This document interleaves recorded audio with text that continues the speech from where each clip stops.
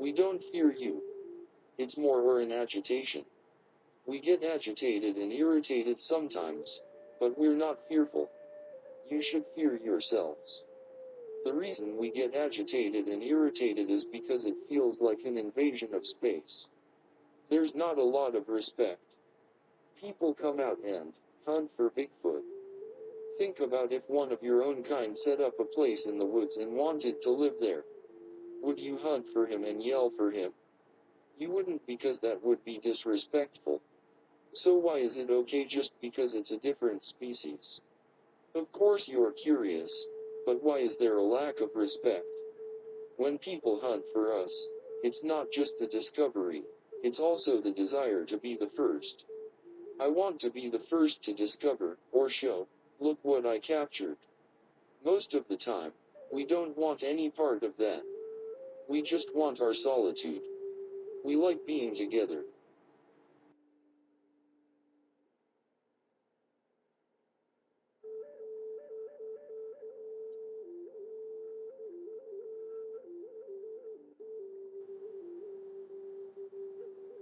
We do prefer solitude, but it's not out of shyness.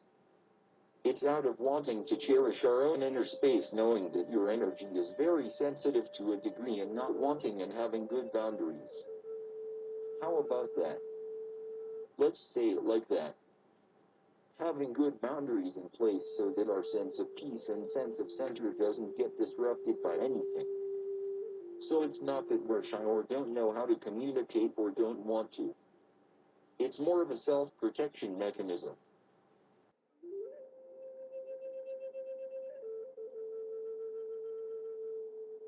Most of the time. But our families are not like yours. Our families are small, and we don't raise our children like you do. As soon as they become self-sufficient to feed and thrive, they're cut loose but not cut off. We prefer a much different kind of existence when it comes to respecting the surroundings and respecting who's with us. So typically, when we sense human energy coming around, we don't want to be a part of it. We teach our children to transition through dimensions to avoid humans.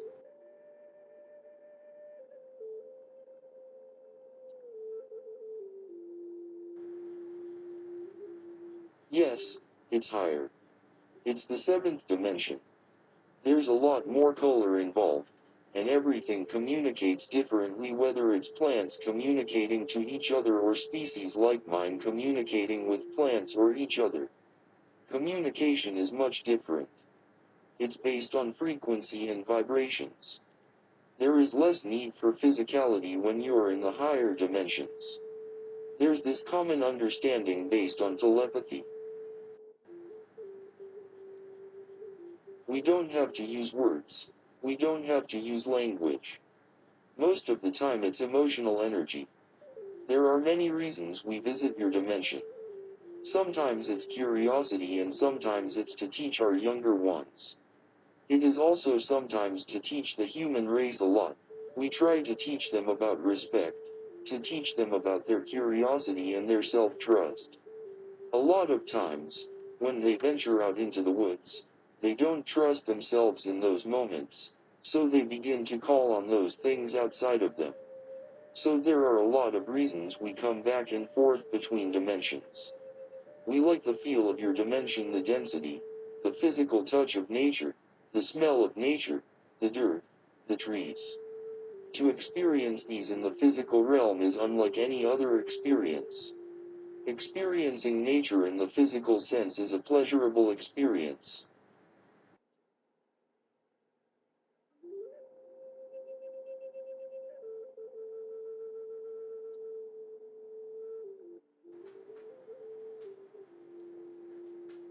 It starts with the mind. You see, our minds don't race like humans do. Humans are thinking about a million things all at once, so your energy is spread thin. Your consciousness, your awareness is everywhere and in all those places you're thinking about. We're not like that. We're very much, in the moment, types of individuals, and so we don't worry about the past and the future. That allows us to connect to our mindset, change our vibration based on our thinking and alter ourselves into another dimension because all of our consciousness, all of our awareness, is here with us, not here, there and everywhere. It's very narrowly focused so we can project our consciousness easily into another dimension. That's why humans can't do that. It takes a completely different spiritual DNA makeup. Our collective spiritual purpose is that our existence is meant to teach collectiveness, to teach that common how to have all of you in one place, but we're not limited to teaching our own kind. We can teach anything outside of us. Of course we're teaching humans that, too. Humans create ideas and thoughts because their minds will create a thought and run with it, so a lot of that can be false depending on what the mind creates. We don't operate that way. We only exist in what we experience, which is truth. So there's a whole different makeup between human understanding and human experience versus our understanding and experience of the world around us. Our thoughts are centered around the moment we're in, and we take that moment, learn from it, and that becomes our truth. We can teach based on who we are and what we've experienced, but we're not big on putting our ideas onto others. We'd rather let others experience for themselves. We're not big on giving others preconceived notions. Humans do that left and right.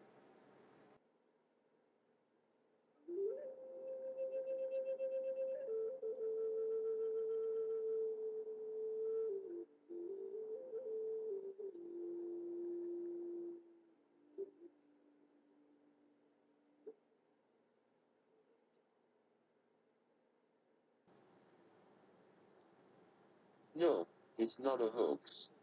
We want our existence to be known, but part of the reason we're so elusive is that it's so easy to misunderstand us, so it's easier to be elusive than misunderstood. There are actually many pictures that do exist we have been captured on. We've been captured on videos and still prints.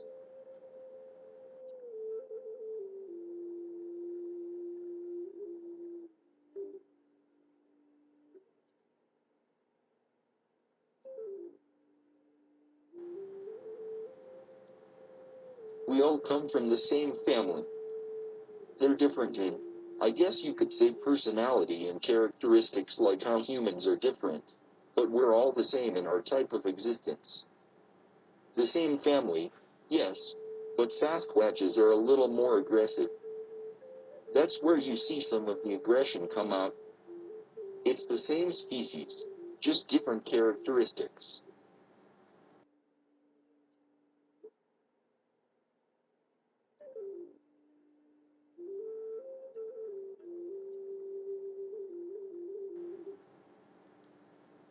No, this isn't fair because it's not true.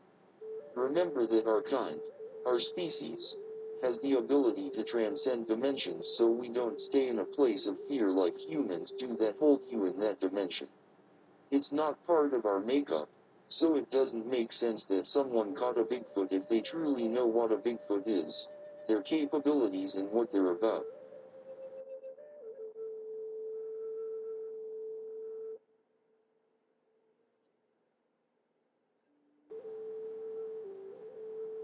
Being on Earth, being on the earthly plane and being perceived by humans brings on a whole different experience for us, emotionally.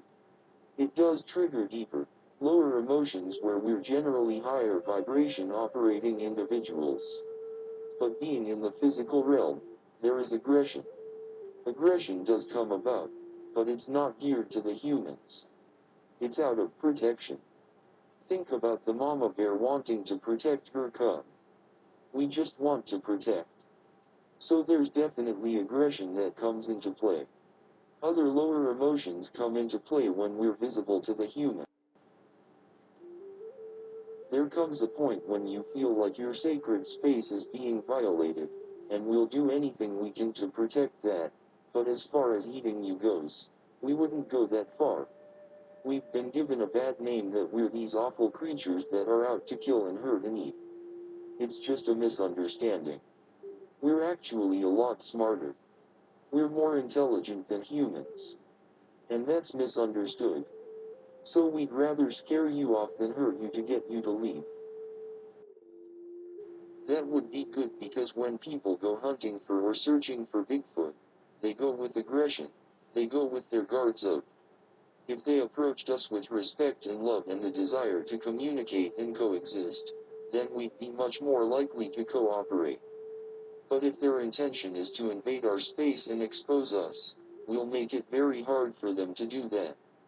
Did you know that everything is one, and we're all the same? It's really fascinating because humans are so stuck on their own individuality that they can't see they are all one. So they can't operate as one. But we can. There is much more respect among our own species so we can operate as one. We have much deeper telepathic communication because we respect that we are one. If humans could do that, you'd be able to communicate telepathically with each other, understanding each other without having to use words. You would experience peace like you've never known before.